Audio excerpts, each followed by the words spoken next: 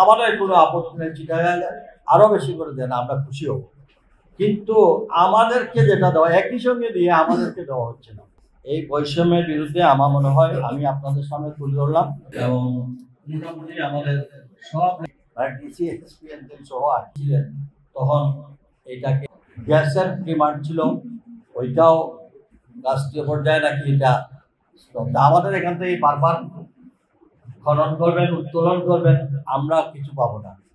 Similarly বিদ্যুতের কথা, এখন বিদ্যুতের কথা কিছুটা তারা লোডশেডিং কমিয়েছেন, কিন্তু এটা তো আন্দোলন করলে তারা কিছু কমায়, কিন্তু এরপরে হইলে আবার সেই যে জায়গায় সেটাই চলে যায়। তো বুঝদার কথা, আমাদের একমাত্র সড়কগত এই ঢাকা সিলেটের রাস্তার একটু ডেভেলপমেন্ট ছাড়া এগুলা হবে হচ্ছে। এই যে ট্রেনের কথাও বলা হলো, এটা কবে এটা ডিজাইন হবে, কবে রেল লাইনের কম্পার্টমেন্ট আসবে, এটাও কিন্তু শিওর না, একদম স্পেসিফিক করে বলতে পারতেছেন না।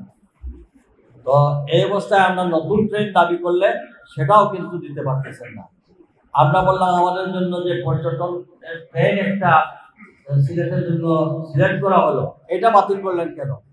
কারণ এটা আমাদের মন্ত্রণালয় অন্য দিকে দিয়েছে, মানে ওই যে কক্সবাজারের দিকে, যা বাংলাদেশের এখন উন্নয়ন।